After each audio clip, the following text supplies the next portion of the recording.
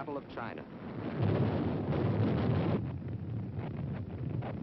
This, the great city of Shanghai on a September day in 1937. This, the fearful beginning of a new kind of war. This, the first mass bombing from the air of a helpless civilian population.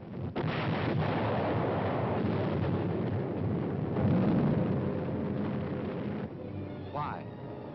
Why are these innocent Chinese men, women, children to die beneath the hail of Japanese bombs? To find the answer to this question, we must first understand something about China and Japan.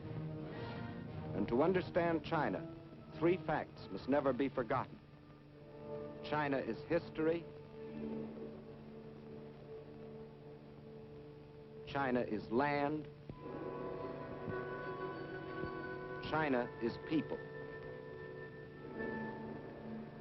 Chinese history goes back for more than 4,000 years. That's a long time. It was only 168 years ago that Washington crossed the Delaware. Only 452 years have passed since Columbus discovered America.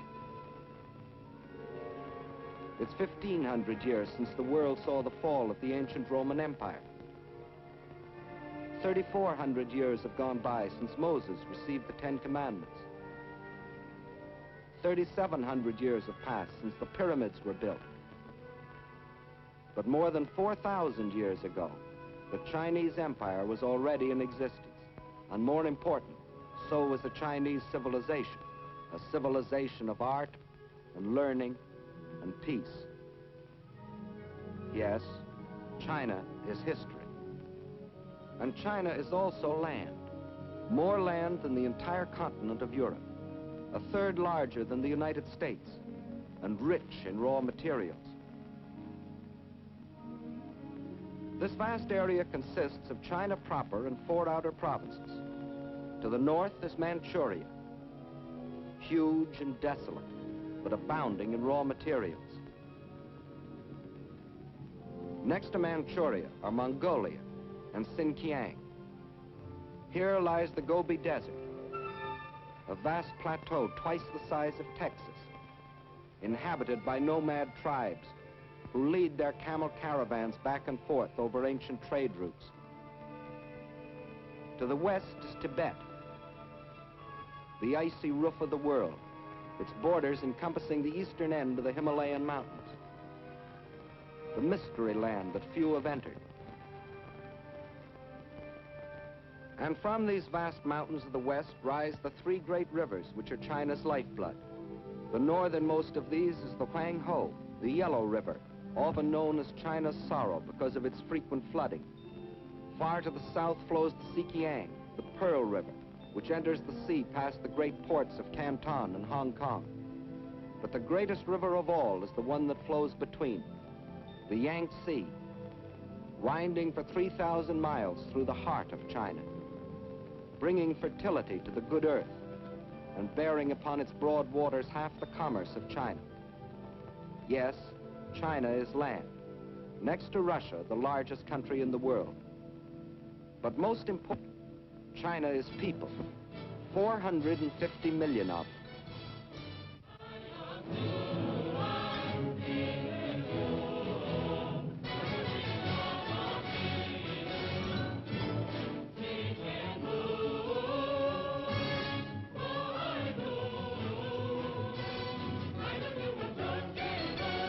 If the whole population of China were to walk past you, 4 abreast, there would never be an end to the procession, for new Chinese would be born and would grow up before the last man could pass by.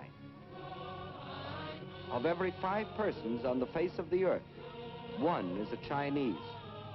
And since 1/5 of all the human beings in the world are Chinese, we should know what sort of people they are. Well, in all their 4,000 years of continuous history, they have never waged a war of conquest. They're that sort of people. They developed the art of printing from movable type. They invented the mariner's compass, without which no ocean could be crossed. They were among the first astronomers, and their observations of the stars and planets made possible the accurate measuring and recording of time. They are that sort of people. And why do we call our dishes china? Because the Chinese invented the art of making porcelain. And as we all know, they invented gunpowder, not as a weapon of war, to celebrate their holidays and religious festivals. And it was one of China's great philosophers who, 500 years before the birth of Christ, gave mankind these words: "What you do not want done to yourself, do not do to others." They are that sort of people, enriching the world in which we live. Yes, China is incredibly old, incredibly big, incredibly populous. Yet it was until recently a land with which few of us concerned ourselves. But now a great change has taken place. China is now our fighting ally, or more accurately, we are China's. For China has been fighting our enemy, Japan, for 7 long years. Why is this? Why have the Chinese, who in all their 4,000 years of history had never waged an aggressive war, been forced to fight and die by the millions? Because China is land, 4 million square miles of it. And because China is people, 450 million of them. And because Japan had a plan to use them both. That plan was finally stated in the Tanaka Memorial, a blueprint for world conquest, formulated in 1927 by Baron Gishi Tanaka, the Japanese foreign minister. In order to conquer the world, we must first conquer China. Here was their mad dream. Phase 1, the conquest of Manchuria for raw materials. Phase 2, the absorption of China for manpower, piece by piece, so as not to arouse the rest of the world. Phase 3, a triumphant sweep to the south to seize the riches of the Indies. Phase 4, the eastward move to crush the United States. One fact was obvious. China was to be the giant back on which Japan would ride to world conquest, just as Russia was to be enslaved for German use. But how was it possible for Japan, only 1/20th the size of China, and with only 1/6 its population, to think of conquering China, much less the world? There were 2 main reasons for this. In the first place, modern China, in spite of its age-old history, was like the broken pieces of a jigsaw puzzle, each piece controlled by a different ruler, each with his own private army. In modern terms, China was a country, but not yet a nation, while Japan was a united, well-knit, highly regimented military dictatorship. The second reason lies in the uses each country made of our Western civilization. Let's see what China took. You will notice that this is a very old piece of film. Actually, it is more than 30 years old, and it shows a very great man by the name of Sun Yat-sen. In 1911, this man fathered a people's revolution, which brought to an end China's ancient imperial government and began its new era as a modern republic, winning for himself in Chinese history as secure a place as George Washington has in ours. And he and his followers chose for the cornerstone of their new republic Chinese words that echoed those of another believer in democracy. Of the people, by the people. And to make these principles become reality, they built more schools and colleges. They established scholarships so that their young men and women could go forth to the universities of America and Europe and bring back to their own country other Western ideas. And this new generation returned to China with new techniques of industry, architecture, science, medicine. They built more hospitals to free their people from the blight of disease. They introduced compulsory education. They laid down as essential 2 of the 4 freedoms for which we fight today: freedom of expression and freedom of religion. In 1925, Sun Yat-sen died, but his disciples, led by Chiang Kai-shek, carried on his monumental work. Their aim, the unification and modernization of China. Chinese industry was old-fashioned and inefficient. Transportation was slow and inadequate. But now railroads began to link the great seaports and river harbors with the inland cities. A network of highways began to stretch beyond the railroad lines into the deep interior. After leaving them untouched for centuries, China was beginning to use her vast store of raw materials.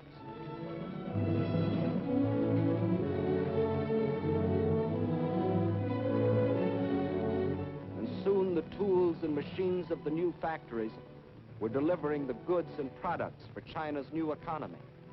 For the Chinese believed in using the best of Western civilization for the progress of their country.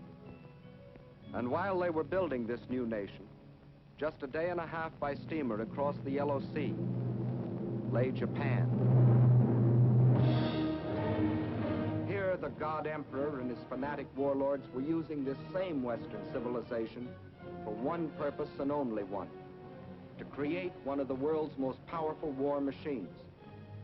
Their aim, the absorption of China and the fulfillment of the Tanaka Memorial.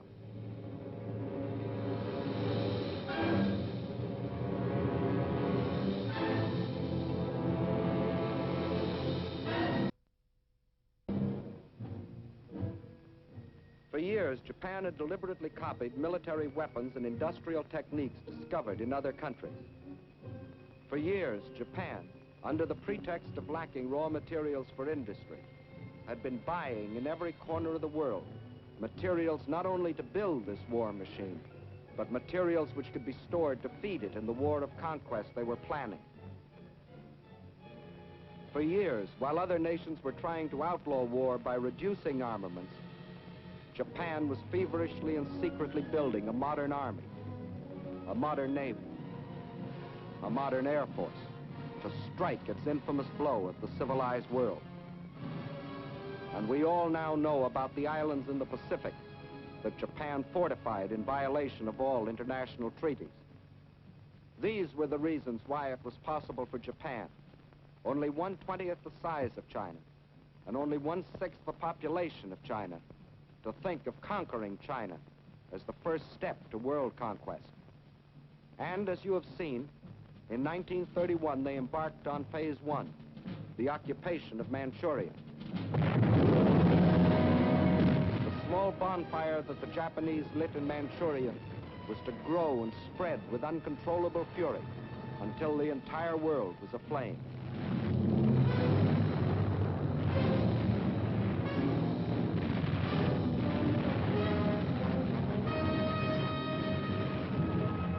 Phase one of the Tanaka Plan was completed, and exactly as planned. The Japs had been confident that this first and sudden land grab could be accomplished without their becoming involved in a major war. And they were right. The unification of China was still too remote for the Chinese of the South to care what happened to their kinsmen in the North. Using the step-by-step technique, a few months later, the Japs took a crack at Shanghai.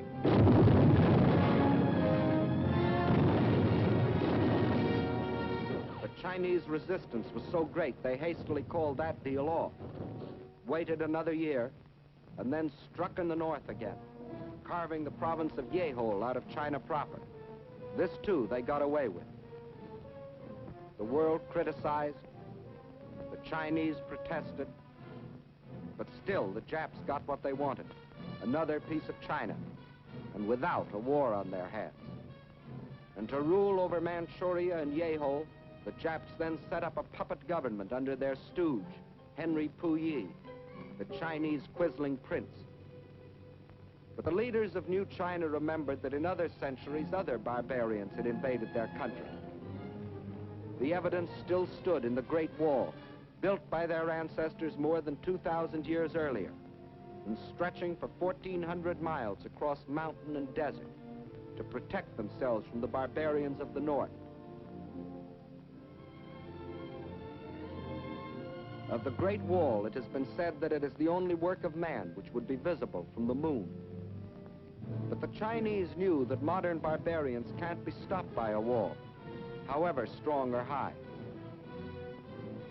They can't even be stopped by people, unless the people are united. And by 1937, the unification of China was making such progress the Japs got worried. The one weapon they could not permit China was unity. They would strike again before China could become a nation. This time it'd be a big bite. 5 more northern provinces out of the heart of China. At the United States Embassy in China as military attaché for a number of years was Colonel William Mayer. Let him tell you what happened. The first thing the Japs did was to prepare their usual fake alibi. This time it wasn't a damaged railway track as it had been in Manchuria in 1931. A Jap soldier had disappeared. Obviously he'd been kidnapped by the insolent Chinese. Once more, Japan's honor had been insulted. Once more, the insult must be avenged. So, on the night of July 7th, 1937, at the Marco Polo Bridge near Peking, the Jap war machine struck.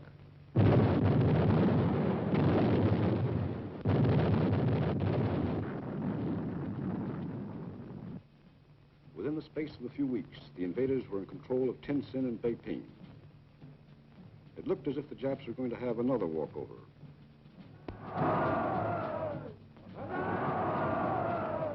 Now the Japs sat back to digest and organize this new conquest. The peace-loving Japanese didn't want a war if they could get their land grabs without one. But this time they were in for a rude surprise. This time, instead of protesting or negotiating, the Chinese struck back. And not in the north, but at Shanghai, where the Japs least expected it.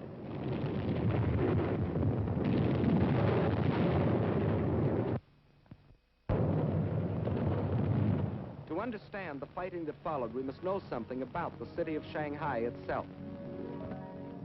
Situated near the mouth of the Yangtze River, it is the biggest city in China.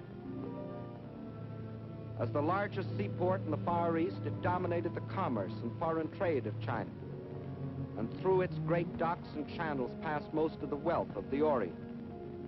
In Shanghai, truly the East met the West.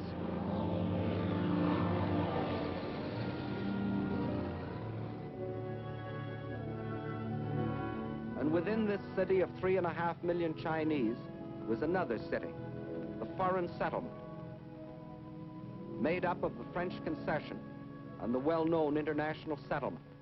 There, the various powers, including Great Britain, the United States, and Japan, had stationed detachments of troops, Japanese, British, French, and our own United States Marines, to assist the police of the Shanghai Municipal Council in the preservation of peace and order, and to protect the boundaries of the international settlement.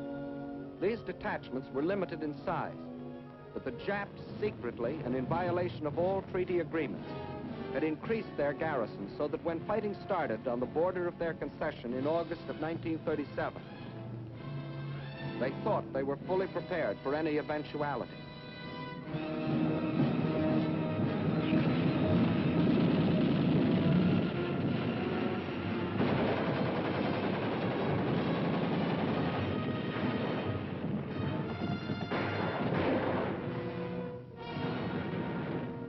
The force of the Chinese counterattack almost drove the Japs into the Wangpu River. Backed up by the heavy guns of their warships, however, the Japs managed to hold out until reinforcements arrived. Jap landings were then made in the vicinity of the Wusong forts and in Luho and Lotien on the Yangtze River north of Shanghai.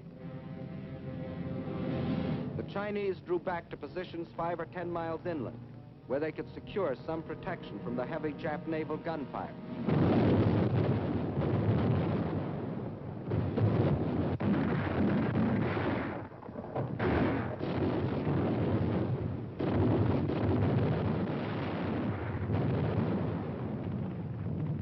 At the same time, the invaders succeeded in making a surprise landing some 20 miles to the south of Shanghai, put 2 divisions ashore, and pushed rapidly north to outflank the city.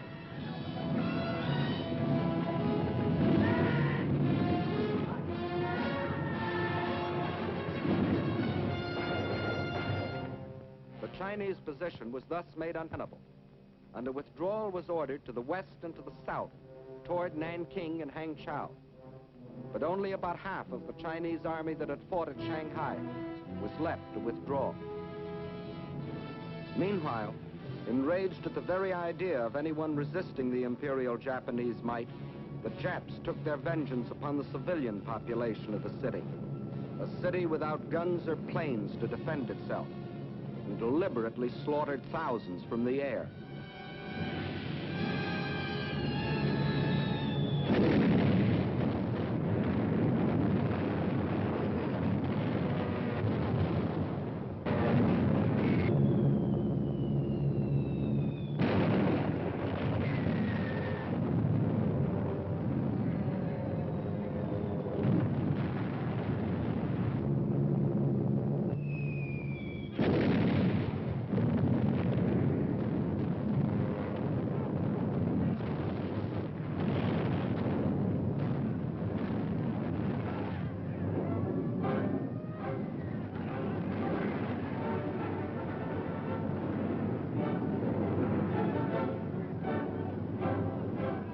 There was refuge inside the international settlement, where Japan was afraid to bomb the property and people of the foreign powers, just yet.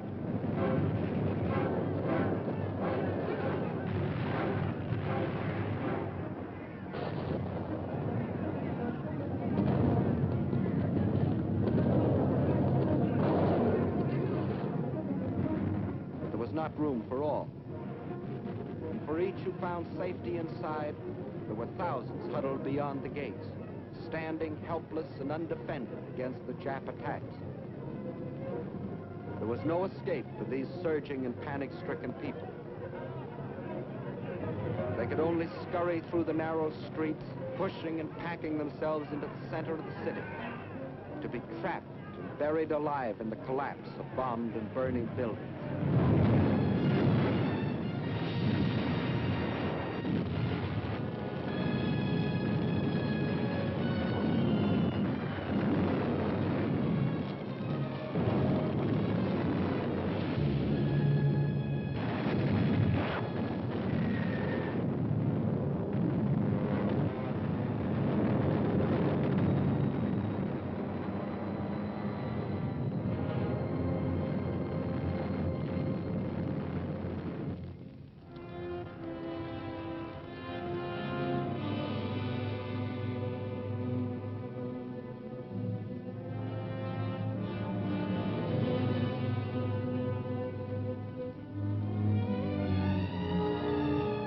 Thus, the Japanese introduced the world to a new kind of war.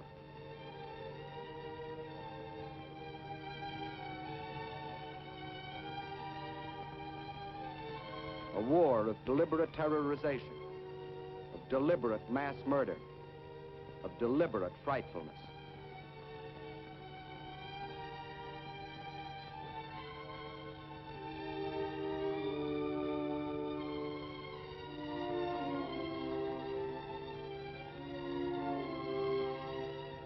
When the campaign was over, the Japs occupied the entire peninsula east of Shanghai.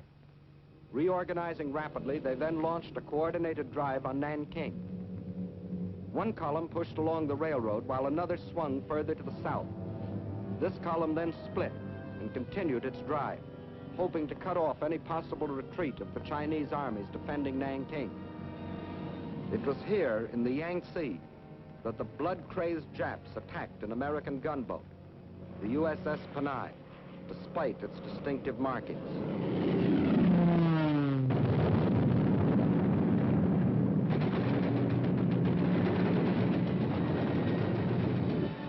The ship was bombed and sunk with the loss of American lives. The first American warship to go to the bottom in this war. But officially, at least, this was a mistake, and the Japanese government apologized. Meantime, at Nanking, the Chinese armies valiantly defended their city, which was the capital of the Chinese Republic.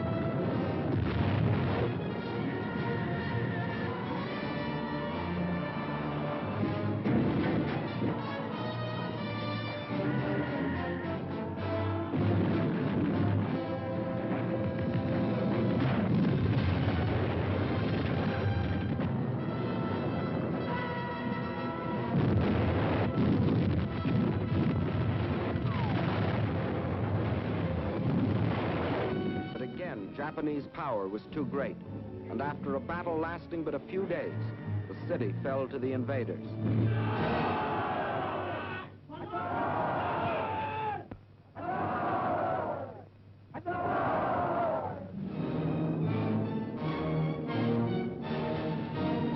In their occupation of Nanking, the Japs again outdid themselves in barbarism. The helpless populace was trapped by the city walls and could not flee. The Japanese soldiers went berserk. They raped and tortured. They killed and butchered.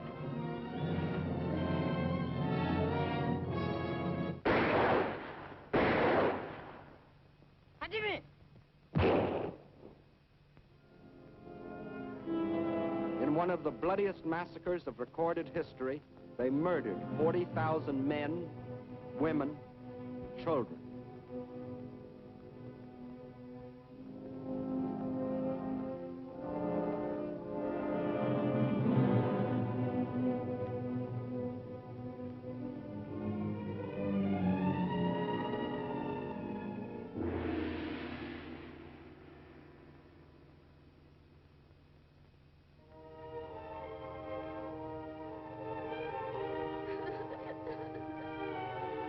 Those who lived might better have died, for the horror of their twisted and torn bodies was worse than death.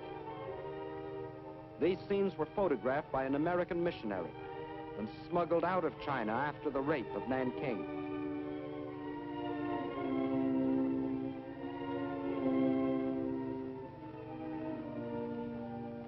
This nightmare of cruelty was all the more horrible because it was deliberately planned by the Japanese High Command to tear the heart out of the Chinese people once and forever.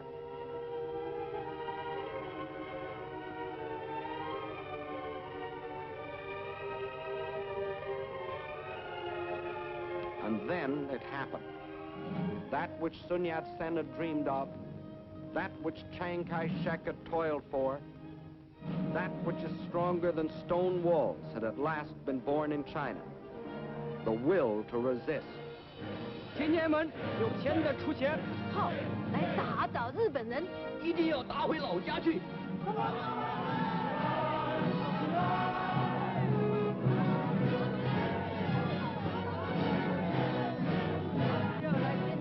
In their last bloody blow, the Japanese had accomplished what 4,000 years had failed to bring into being: a united China, an aroused China. 必须要团结一致，消灭日寇，然后我们才能够得到安全。担着神圣救国的责任，应该贡献我们所有的力量，为求生存和独立而抗战，为反抗帝国主义的残暴，坚决抵抗。我们一天不屈，让我们大家前进，反抗到底。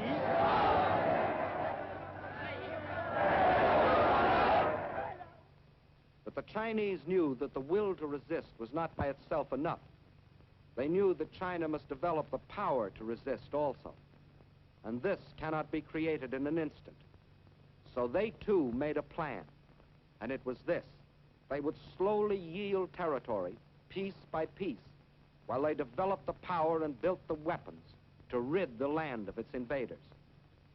The industrial strength of China must be moved to the west, beyond the mountains, beyond the railroad lines, beyond the lines of communication. There, safe from enemy attacks, they might produce the rifles and guns that China so tragically needed. Thus, China would trade space for time.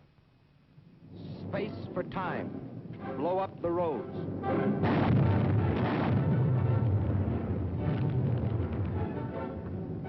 Space for time, scorch the earth.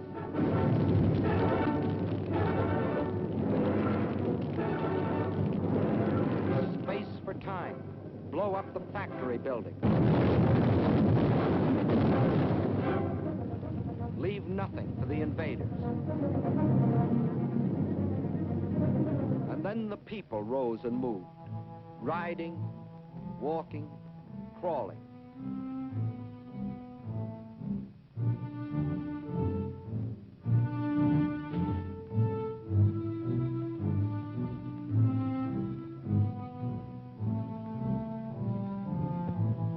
million of them, spontaneously driven by an epic impulse, rose and made their way westward.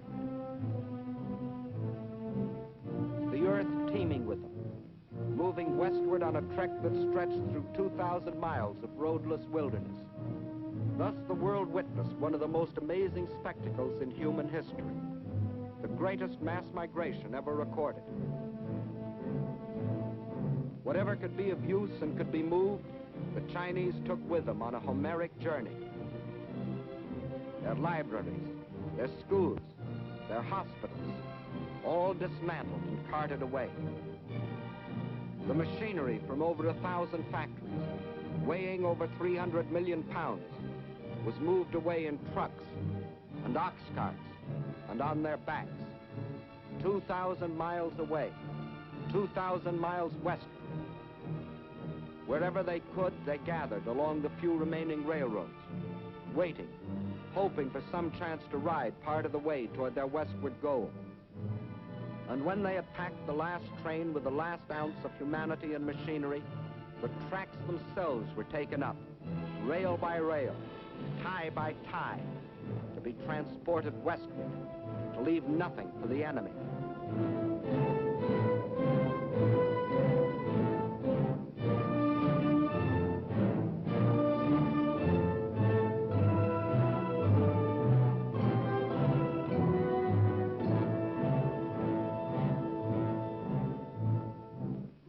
Every river pointing westward was heavy laden.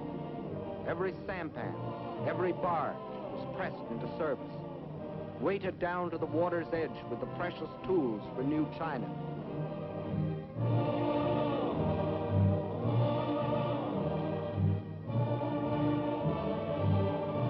Nothing could stop them, not even the rivers that narrowed into mountain gorges. Westward with their loads of machinery, more precious than gold.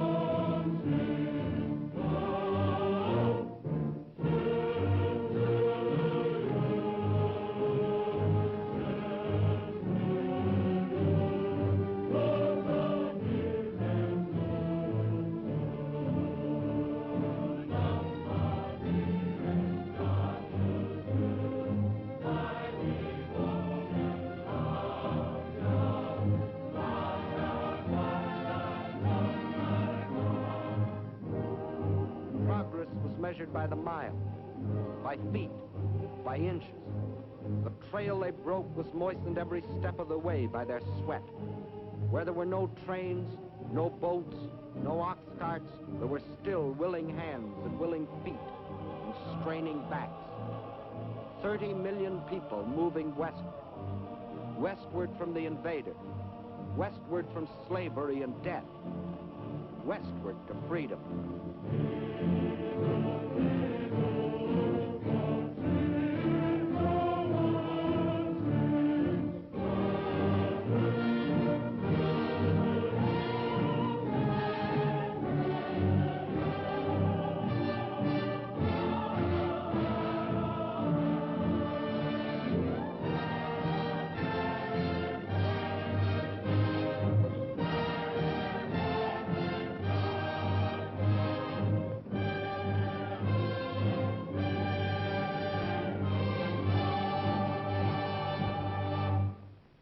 Now in the free mountain lands of the West, ancient cities sprang into fresh and modern life.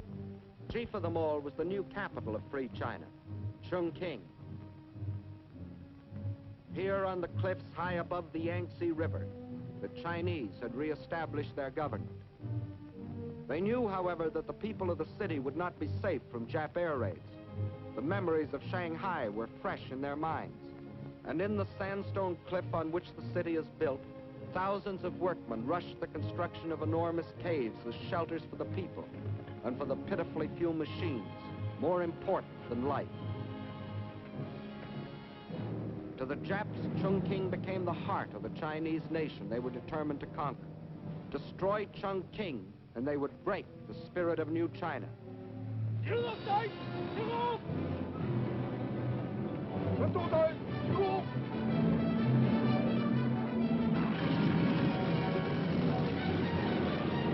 As they couldn't reach the city by land, they would send their bombers to blast it from the face of the earth.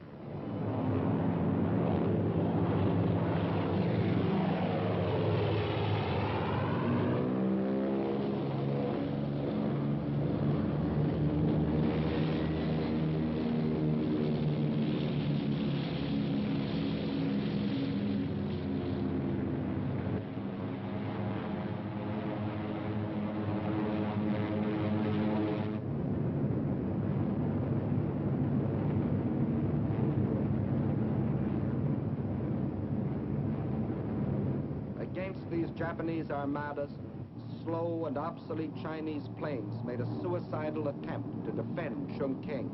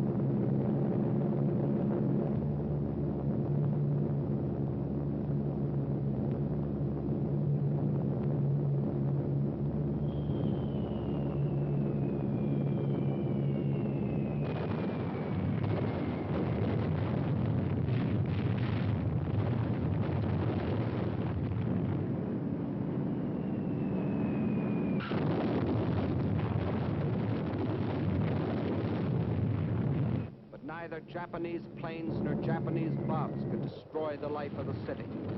But not only the people, but the factories had gone underground, where the vital machines could operate by day and by night, safe from bombs and shrapnel.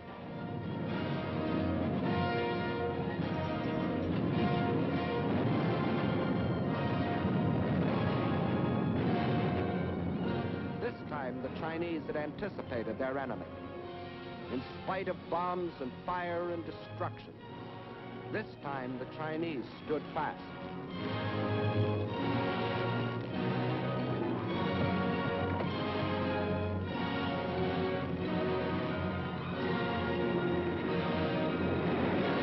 Flaming Chongqing became the symbol of their indestructible spirit.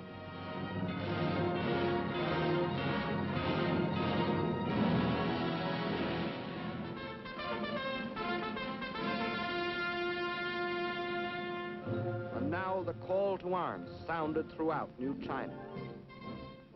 And from the vast interior, China's millions answered the call.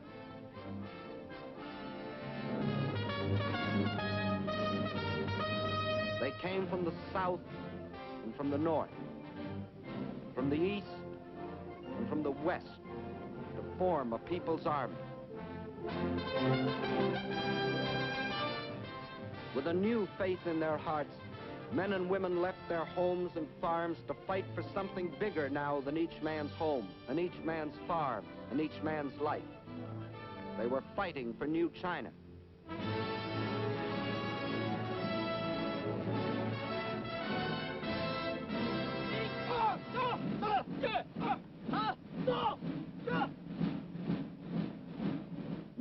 soldiers, awkward and unskilled, like all new soldiers. But they toughened and trained.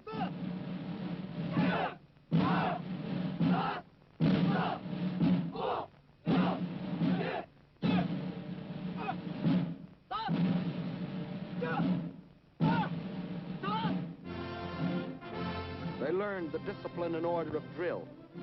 They knew they must strike and strike hard. They learned to kill. The youth of China also came forward, training to care for the sick and the wounded. Girls joined their husbands, brothers, and sweethearts in uniform.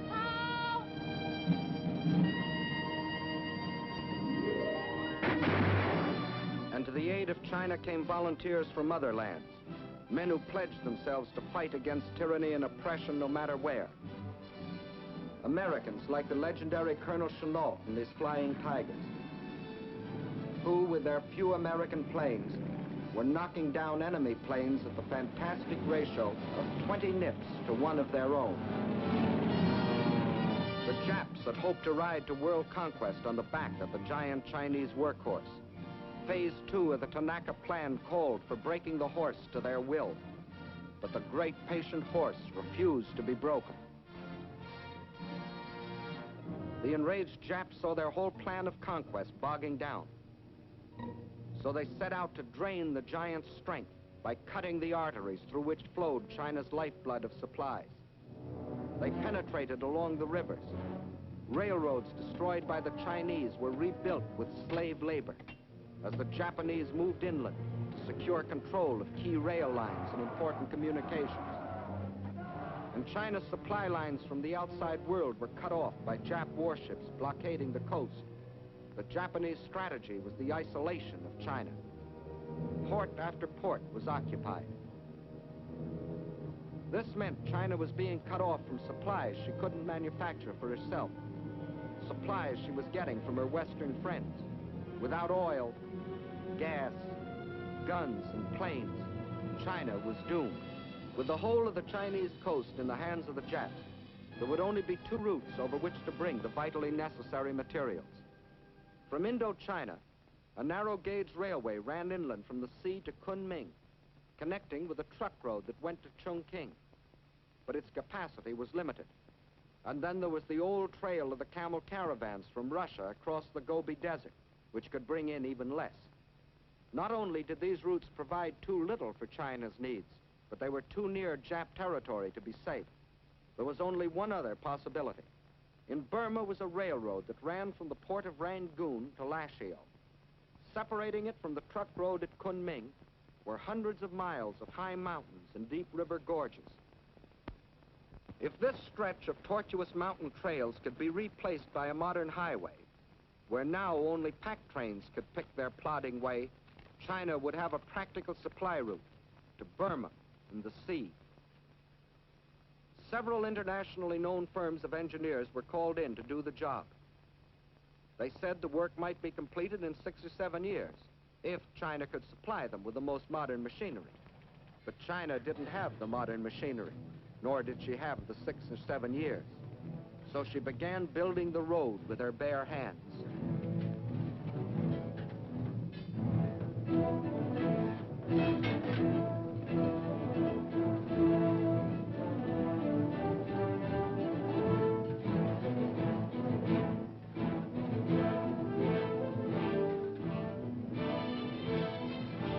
By thousands, by tens of thousands, by hundreds of thousands, they toiled at the back-breaking task of carving this desperately needed supply line out of the reluctant mountains.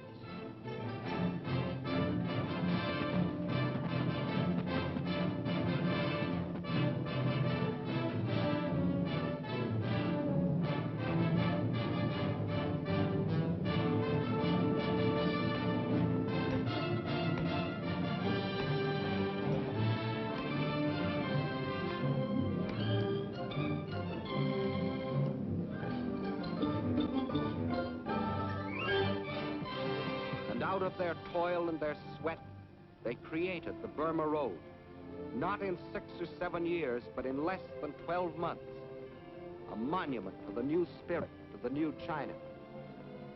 As soon as it was completed, the road went into immediate service.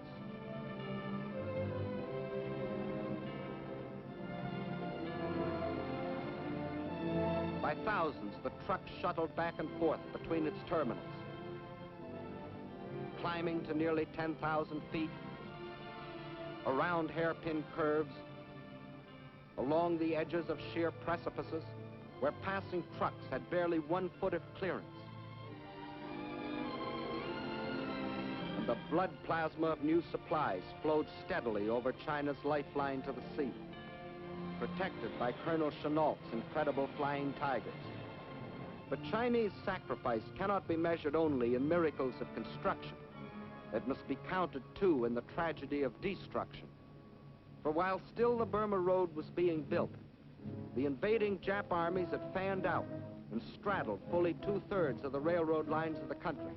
In the summer of 1938, they set out to capture the remaining 1/3, starting with the vital railroad junction at Chengchao. Chengchao is situated on the banks of the Yellow River, China's sorrow. Originally, the river flowed from Chengchao southeastward to the Yellow Sea. But nearly a century ago, a great flood abruptly changed its course, swinging it far to the north.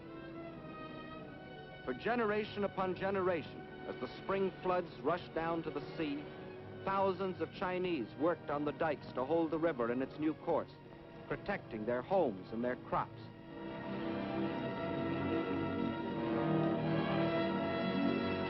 Now, as the Japs advanced on Chengchao, the Chinese blew up the southern dike of the Yellow River,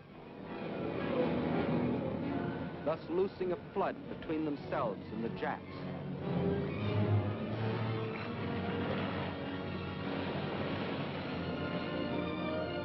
Once more, the river flowed in its old course, forming a barrier which to this day has prevented the Jap from entrenching himself in this area. Thus, once more, with no thought of the human sacrifice or the material cost, the Chinese traded space for time. And the Chinese had still other tricks to pull from their patched and faded sleeves. You will notice that this map of Jap conquests doesn't look like the military maps you have seen in the previous films. By all military standards, it should have looked like this, which is the way the Japs wanted it to look. But the Japanese were learning that the occupation of Chinese cities and control of Chinese rivers and railroads still was far from meaning the subjugation of China. For the Chinese had formed themselves into guerrilla bands, trained to harass the Jap forces. These guerrillas were mostly farmers who had stayed behind on the land when the great migration to the west took place. Peaceful farmers one day, deadly fighters the next. They made an unpredictable and uncontrollable enemy.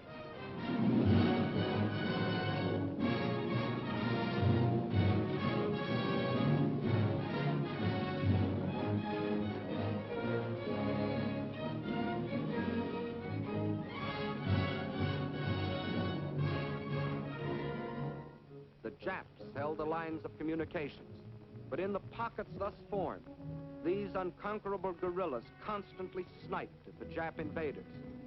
When the Japs tried to annihilate them, they disappeared, only to reappear in another pocket.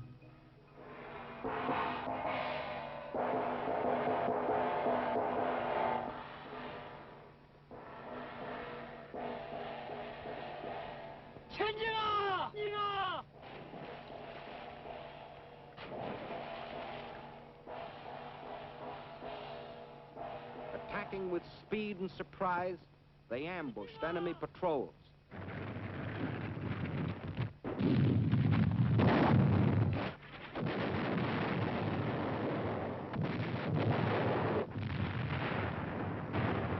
And the Japanese were fighting more than the Chinese people. They were fighting the Chinese land, the great distances, the rivers, the floods, the swamps and marshes. These, too, were enemies that defied the Jap war machine. The giant back Japan intended to ride to world conquest was proving to be a bucking bronco. Phase 2 of the Tanaka Plan had bogged down in what the Japs still referred to as the China Incident. This left them in a fateful quandary. Phase 2 of the Tanaka Plan was still incomplete, but Phase 3 and Phase 4 could no longer be delayed. In Russia, the overwhelming German offensive was taxing Russia's military capacity to the limit, removing any Japanese fear of Russian interference. Britain, after the sledgehammer blows of Dunkirk and the Battle of Britain, was left groggy and militarily almost exhausted. Her navy scattered across the seas, guarding her lifeline of supplies. But here in America, we were finally awakening to our danger and taking steps to protect ourselves. We had appropriated funds for the construction of a two-ocean navy, and our army was rapidly expanding. If the ultimate objectives of the Tanaka Plan were to be achieved, now was the moment to strike. Now, when Russia was otherwise occupied. Now, before Britain could recuperate. Now, before we could gather too much strength. So the Japs made a fateful decision. They would embark on Phase 3 and Phase 4, the conquest of the Indies and the United States, without waiting to complete Phase 2, the conquest of China. Thus, to paralyze American power in the Pacific, without warning, as they have always struck, they struck again.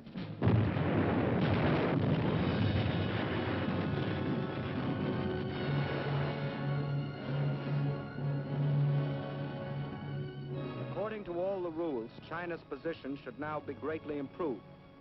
For in her war with Japan, China now had fighting allies.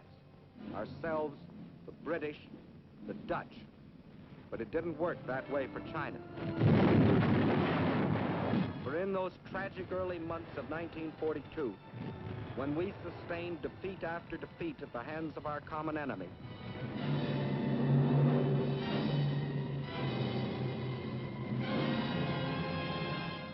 China endured the worst setback of all. Out of our defeats, China lost the Burma Road. But still, China's courage never faltered. Her determination never weakened. And in the history of those long and tragic months of black defeat in 1942, one bright page stands forth, the page written by our Chinese allies. Here is the city of Changsha. The Japs wanted it for two reasons. It was in the center of the Chinese rice bowl, and it was also an important railway junction. Twice before they had tried to take it, and twice before they had been thrown back. Massing a large striking force near Yocho, on Christmas Eve 1941, the Japs started southward toward Changsha in 3 columns. At 3 points during the drive south, the Chinese forces put up token resistance. But instead of withdrawing toward Changsha, they withdrew east into the mountainous flank. By New Year's Eve, the Japs had surrounded the city. They quickly pierced the outer defenses and attacked the inner defenses from 4 directions. In spite of fierce resistance, the Japs were certain that the fall of Changsha was only a matter of hours. What they didn't know was that they had walked into a well-baited trap, for the Chinese forces which had withdrawn into the hills now swept down on the Jap supply lines and cut them to ribbons. The Jap forces attacking the city soon ran out of food and ammunition and began a withdrawal, whereupon the Chinese launched a counteroffensive and pushed the Jap where they had come from.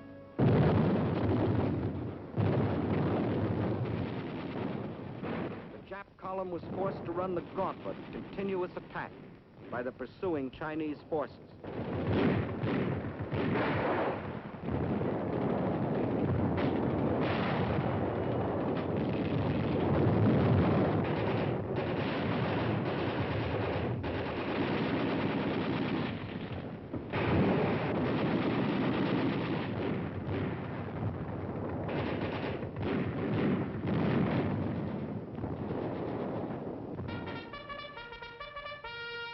The Battle of Changsha was a magnificent victory for the people of China, the people who wouldn't surrender, the people determined to fight for their freedom, their good earth, the people who can't be beaten.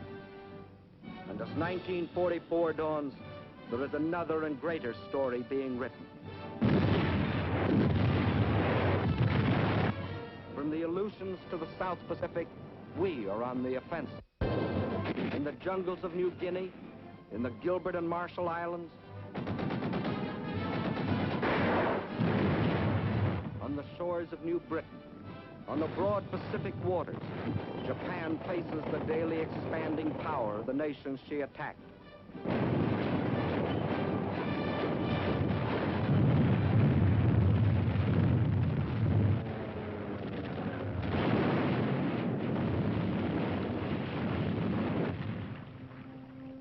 And in India, American, British, and Chinese forces are gathering strength under Lord Mountbatten for the liberation of China. For China's war is our war, and now her millions belong not only to United China, but also to the United Nations.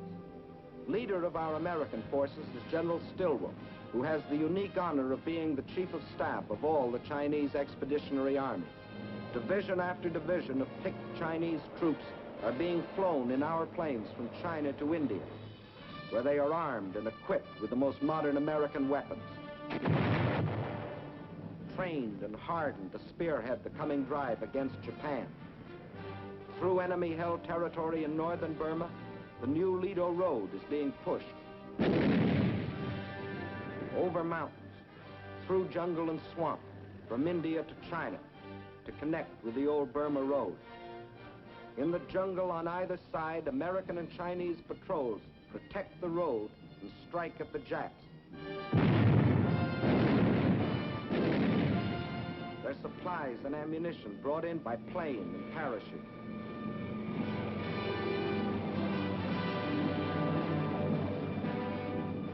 From fields in India, an air transport command plane takes off every 6 minutes, loaded with artillery, jeeps, ammunition, men and supplies for the armies of China. Over this Burma skyway, over this hump of mountains 16,000 feet high, more tonnage is being flown into China than was ever trucked in over the old Burma Road. And in the skies over China, Japan faces new opposition.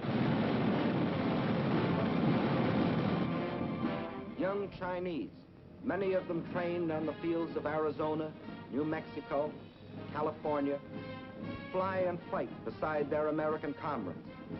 The fighters and bombers of the Chinese Air Force and those of General Chennault's 14th Air Force today fly far and wide over China. Hitting enemy concentrations, smashing their sea lanes along the China coast.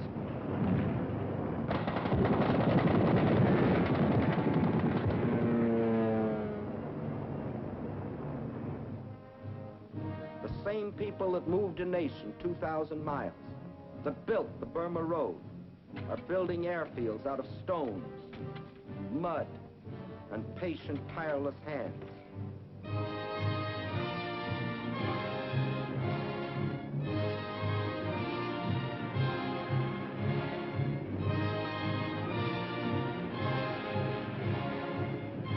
Today, though still cut off by land and sea from the rest of the world, Chinese armies and Chinese guerrillas still stand firm against the Jap war machine.